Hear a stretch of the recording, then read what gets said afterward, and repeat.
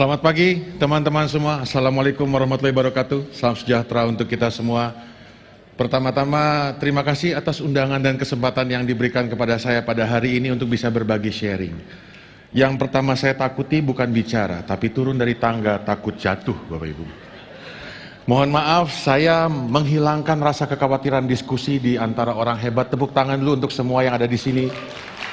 Dan yang ada di rumah, sahabat-sahabat saya praktisi, ini seperti deja vu buat saya. Hari ini saya mau sharing sedikit apa yang saya lakukan beberapa tahun terakhir, mendiskusikan mengenai sebuah produk keuangan, yaitu produk yang kita cintai bersama, asuransi, dengan perspektif yang berbeda. Dan mudah-mudahan teman-teman dapat mengambil sesuatu hal yang baru hari ini. Nah, teman-teman, sebuah judul yang saya coba carikan buat materi hari ini yaitu Asset That Follow Me. Memang aset itu bisa follow you ya Chief Henry, atau aset bisa follow me ya Chief Henry. Hari ini kita mau diskusi itu Bapak Ibu, dengan pendekatan pelestarian harta. Apa sih pelestarian harta? Memang harta itu harus dilestarikan. Saya belajar perencana keuangan teman-teman sekalian, dan kebetulan di dalam harta itu saya selalu ketemu hal yang aneh. Bapak Ibu, teman-teman, hari ini kalau kita tahu ada orang punya rumah, kita begitu ngomong asuransi, yang diingat pertama kali apa? BPHTB, betul nggak? Betul ya? Ternyata itu bukan sumber masalah utama, teman-teman. Ya, kita tidak pernah bisa mendefinisikan harta itu untuk dibagi sebelum ngomong BPHTB. Nah, ini yang merupakan saya begitu ketemu di lapangan mencoba mempraktekkan itu, kok ya nasabah tetap aja ngomongnya itu lagi. Karena apa? Karena di dalam kepala saya pada saat itu yang namanya uang itu matematika, teman-teman. Nah, matematika ini punya singkatan baru buat saya. Saya nggak tahu untuk teman-teman sekalian. Kalau saya ketemu istri saya, dia bilang begini, "Ayah, anak kamu itu nilainya jelek, tolong dikasih les." Saya bilang, saya nggak suka ngelesin anak. Kenapa? Anak saya satu belajar 12 mata pelajaran, 2 nilai jelek, bukan anak saya yang salah, tapi gurunya yang salah. Kenapa? Gurunya satu ngajarin satu mata pelajaran ke anak saya nilainya jelek. Dan biasanya matematika. Betul nggak teman-teman? Betul ya? Nah, waktu saya belajar keuangan, saya baru tahu singkatan matematika. Makin tekun, makin tidak karuan. Itu ternyata singkatannya. Dan begitu saya ngomong harta, 4 rumus matematika ini saya bawa ke harta. Enggak kena juga, teman-teman. Begitu kita ngomong penjumlahan dalam rumus matematika, ngomong di harta orang suka. Begitu orang ngomong perkalian harta, makin happy. Begitu ngomong dikurangi nilai hartanya, orang mulai cemberut, teman-teman. Begitu harta dibagi-bagi sesuai rumus matematika, saudara pun berkelahi. Betul nggak? Dan di saat waris ini rumus yang sulit saya kasih tahu. Kenapa? Begitu saya bikin ilustrasi, nasabah ngasih syarat. Seperti kayak anak minta jajan, syaratnya susah. Ayah, saya minta jajan ke kamu. Berapa? 100.000. Ayahnya bilang, ini saya kasih. Tapi apa? Jangan beli permen, jangan beli es krim, jangan beli mainan, jangan jajan sembarangan. Betul nggak teman-teman yang punya anak masih umur mungkin belia gitu ya? Sama waktu saya datang bawa polis ngasih ilustrasi. Bukan bawa polis, ngasih ilustrasi. Bapak ibu nasabah ini ada. Langsung syaratnya, nggak boleh rugi, nggak boleh rugi, nggak boleh rugi, nggak boleh rugi. Begitu dia beli, nilainya, unitnya turun. Nah, langsung kita bingung. Nah, inilah yang saya bingung, gimana caranya mesti melakukan kegiatan supaya dia paham bahwa asuransi itu baik buat dia. Nah, saya hari ini senangnya luar biasa. Kenapa? Karena teman-teman pasti sudah pernah belajar hard skill tertentu. Saya juga belajar sama teman-teman yang tadi ada di sini, yang sahabat-sahabat luar biasa. Dan teman-teman juga diajarkan soft skill tertentu, juga luar biasa. Hari ini saya mau sharing, bukan belajar ngajarin apa-apa, sharing new skill. New skill dengan prinsip copyleft, bukan copyright. Maksudnya apa? Kalau teman-teman menemukan ini insight menarik, silahkan dicontek, tidak ada bayar apapun. Kalau copyright kan nggak boleh dicontek ya. Visit aja Instagram saya, hampir setiap hari saya nulis sesuatu, ambil buat kepentingan teman-teman. Free, nggak ada bayar. Kalau teman-teman juga mau bertanya setelah forum ini, WhatsApp saya, free, nggak ada bayar. Orang nanya di lapangan aja nggak bayar ya. Jadi hari ini saya mau sharing sesuatu. Sharing apa? Gini Bapak Ibu. Kita sekarang beranalogi sedang prospek. Waktu kita datang ke nasabah, mereka tuh sekarang lagi kerja enak-enak teman-teman. Kerja apa? Kerja cari uang, cari harta. Sebelum harta itu sebutannya kreasi. Mereka sedang mengkreasi aset nih ceritanya. Dapat pendapatan bagi yang karyawan gajian, pengusaha itu mendapatkan income. Lalu mereka naruh di bank, naruh di properti, naruh di security company. Geser lagi saya jatuh, oh masih panjang. Teman-teman, apa yang mereka lakukan itu mengakumulasikan aset.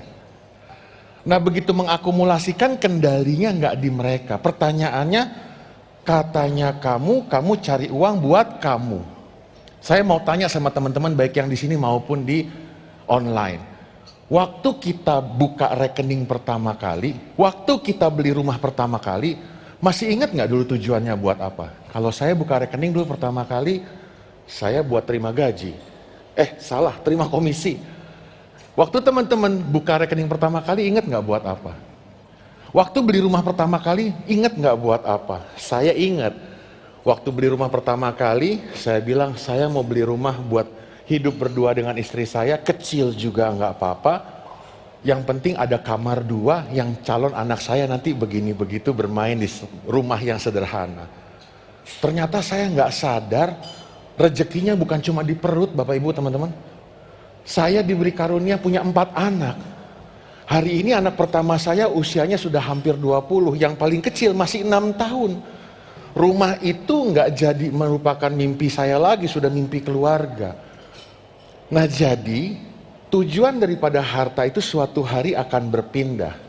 Namun kita harus belajar bahwa harta itu sebenarnya sejak awal dibeli, mulai apa? Mulai dimiliki oleh kita. Pertanyaannya benar-benar kita miliki atau tidak? Dia akan ikut apa kata kamu atau tidak?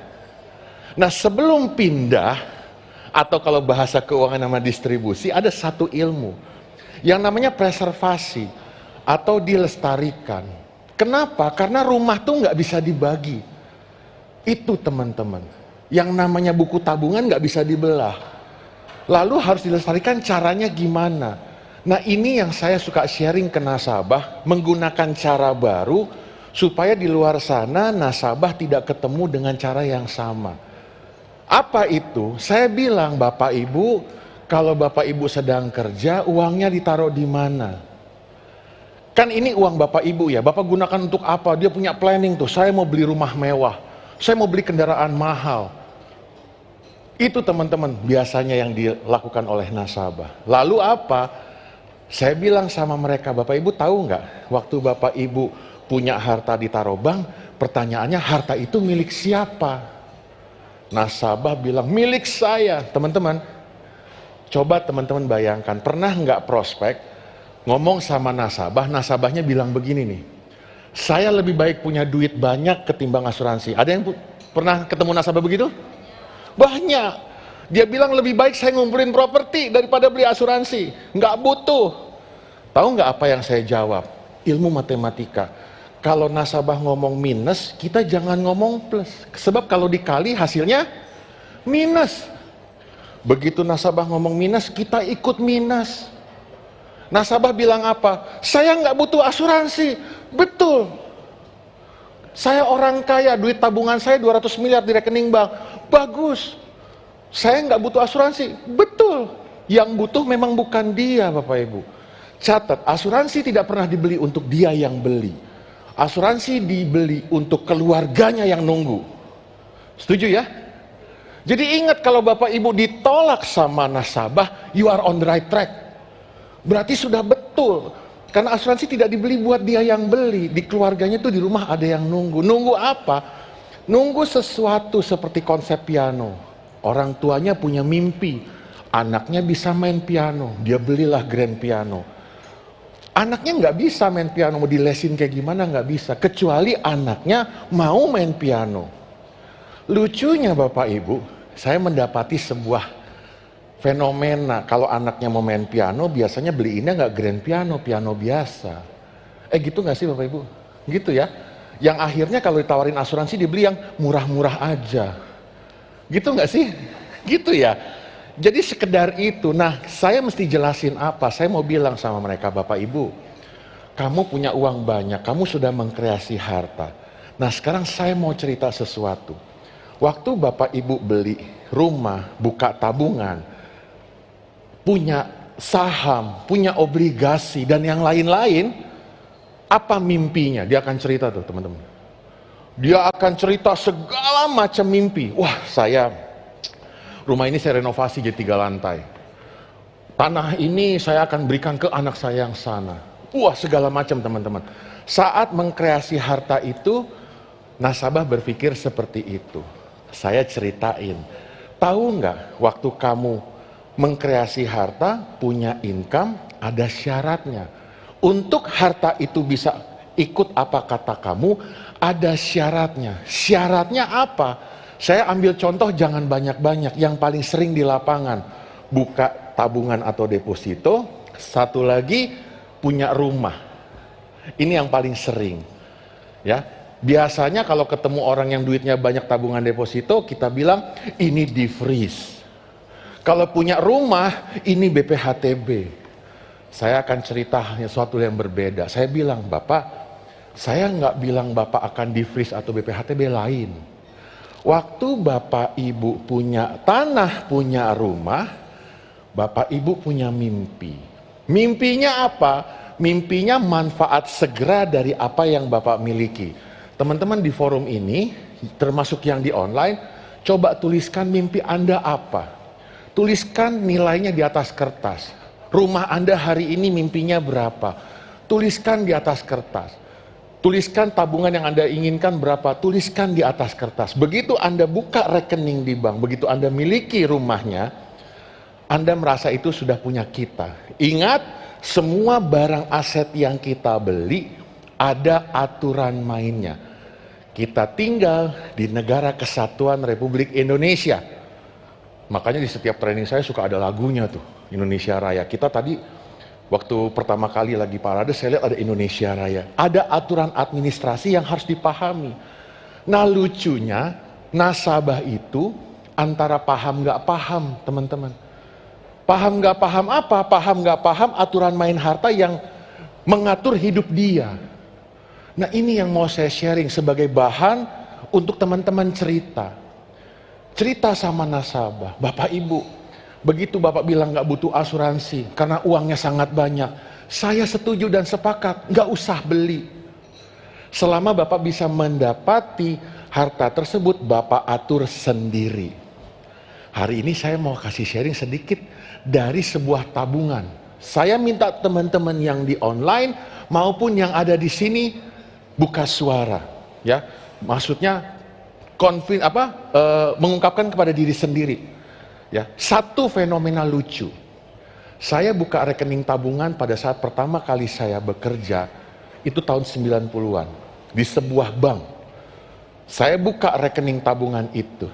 Pertanyaan saya untuk teman-teman semua, waktu buka rekening tabungan di bank, ada yang baca formulirnya enggak? Ada yang baca formulirnya enggak? Sama, saya juga praktisi enggak baca. Kenapa? Kekecilan bang, kecil banget. Walaupun mata saya belum minus, waktu itu kecil banget. Terus yang dilihat apa? Customer service, ada Thailandernya di sini. Cantiknya luar biasa. Itu yang saya ingat teman-teman. Namanya juga saya masih ingat sampai sekarang, Mbak Rosa. Itu yang saya ingat. Dulu pertama kali saya buka rekening. Kok nggak dibaca? Kenapa nggak dibaca? Nah, waktu nggak dibaca itulah orang-orang yang punya duit itu nggak tahu bahwa ternyata hartanya dia tuh sedang diatur oleh sebuah lembaga. Nah, lembaga itu telah ngatur hartanya dia, orang nggak tahu. Ini masalahnya. Sebelum saya lanjut, teman-teman cerita sama nasabah. Waktu teman-teman sodorkan SPA, apa aturan mainnya? Teman-teman wajib memberitahukan apa isinya, betul? Jadi lebih transparan yang mana? Buka rekening bank atau buka SPA di asuransi? SPA, bahkan kesehatan ditanya, bahkan penyakitnya ditanya, rumah ditanya, bahkan kadang-kadang something sensitif pun ditanya, itu istri keberapa? Ditanya.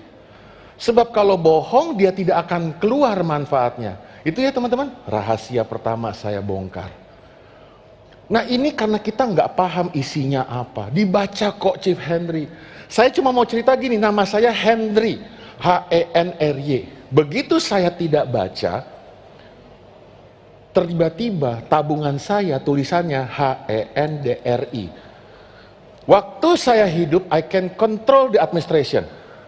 Tapi begitu saya ada apa-apa, kira-kira anak saya bisa nggak datang ke bank?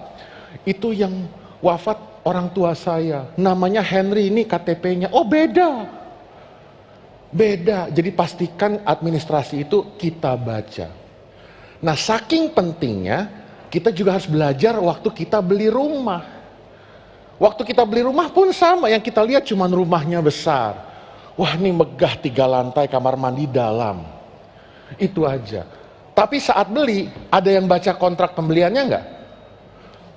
Bahkan hutang pun dengan bank kita nggak baca apa-apa. Tidak dibaca. Nah ini fenomena. Semuanya tidak, ada sebagian besar juga yang membaca. Sampai segitu detailnya. Nah karena kita tidak baca, pertanyaannya, apakah aset itu akan ikut apa kata saya? Ini pertanyaan judulnya. Nah ternyata usut punya usut, bukti punya bukti, mereka buka aset itu karena hanya mereka tahu manfaat segera yang mau mereka rasakan. Tapi aset itu mereka nggak tahu apa yang terjadi dengan harta mereka. Nah begitu kita tanda tangan, ada beberapa buku nih ternyata yang melandasi tuh formulir itu tuh teman-teman. Nah buku-buku ini nih bacaan saya sejak tahun 2016. Ya, buku KUH Perdata, Undang-Undang Perkawinan, Undang-Undang Agraria. Saya mulai baca sebagai seorang yang di keuangan. Karena saya mau supaya nasabah saya paham. Sebab di situ ditulis, teman-teman. Ditulis apa? Aturan main. Nah aturan main ini saya ceritakan, Bapak Ibu jangan memutuskan beli polis dulu sebelum tahu aturan main harta yang Bapak Ibu miliki. Jadi gini, saya mau kasih tahu Bapak Ibu sebenarnya waktu punya harta itu punya hak. Orang kan punya hak dan kewajiban, betul ya Bapak Ibu ya, teman-teman ya, punya hak dan kewajiban atas hartanya. Dia punya hak dan kewajiban. Nah haknya orang itu apa? Waktu saya punya tabungan, saya punya harta, ada minimal 3 hak yang hari ini saya mau sharing ke teman-teman. Hak untuk bisa ngatur harta. 1, haknya apa? Bapak Ibu dari antara portofolio yang kita miliki, yuk kita gunakan hak pertama kita. Untuk apa? Untuk mengatur harta. Emang bisa. Sekarang kalau dia nggak percaya, tanya sama nasabah prioritas deh. Di sini jika teman-teman ada yang nasabah prioritas, tanya sama banknya. Kalau saya di rekening saya ada 200 miliar. Bolehkah saya hari ini, saat ini, pulang dari acara MDRT, jam 7 malam, minta tolong keluarkan duit 200 miliar itu, pindahkan ke rekening yang lain. Kan saya punya duit. Boleh nggak kira-kira teman-teman? Nggak boleh ya, padahal nasabah prioritas. Oke lah ikut aturan main. 1. Saya datangnya siang-siang, kebetulan deket Westin banknya. Pindahkan 20 miliar dari dia ke istri saya. Boleh? Boleh sih, cuman ada syaratnya, nggak bisa langsung 20 miliar nasabah prioritas loh. Dia harus telepon dulu, booking dulu dan lain sebagainya. Gitu tuh teman-teman. Ada tata cara aturan main. Nah ini yang terjadi, biasa saya cerita ngobrol sama nasabah. Jadi nggak sembarangan, apalagi zaman COVID. Saya nasabah prioritas nih, kan manfaatnya segera. Saya COVID, tenang bukan Delta. Saya datang ke bank, ke counter, mindahin harta. Boleh nggak? Dimarahin sama satpam. Begitu cek suhu 38 keluar, nasabah prioritas. Aksesnya dibatasi. Ya udah deh, kalau gitu kamu RM-nya datang ke rumah saya. Makin nggak mau. Jadi ingat orang punya harta itu dibatasi hartanya. Apa yang dibatasi? Hak-haknya. Tapi ada juga yang diberikan kesempatan kepada pemilik harta untuk ngatur haknya. Apa itu? Yuk kita belajar hak yang pertama. Kesimpulan harta yang mau diatur adalah kita harus belajar aturan mainnya, administrasinya kita pelajari. Cuman hari ini kan kesempatannya 35 menit ya. Jadi saya nggak bisa hari ini cerita semua. Saya akan cerita bagian yang terpenting buat teman-teman bisa praktekkan langsung hari ini juga. Pertama, harta itu waktu kita taruh contoh di bank itu punya jenis tabungan, deposito. Bank itu nawarin reksadana, obligasi, dan macam-macam. Nah teman-teman memiliki harta, teman-teman bisa memilih sebuah hak yang namanya memindahkan jenis aset. Orang kaya, ya, orang kaya, lalu apa yang terjadi? Dia memindahkan jenis asetnya boleh.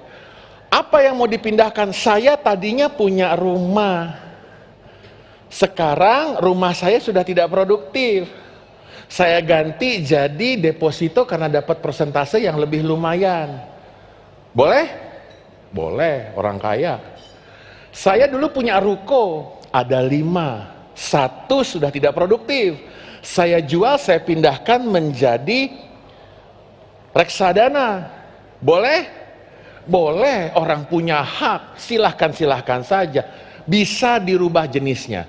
Pertanyaannya, apakah merubah jenis itu harus melalui administrasi? Jawabannya harus.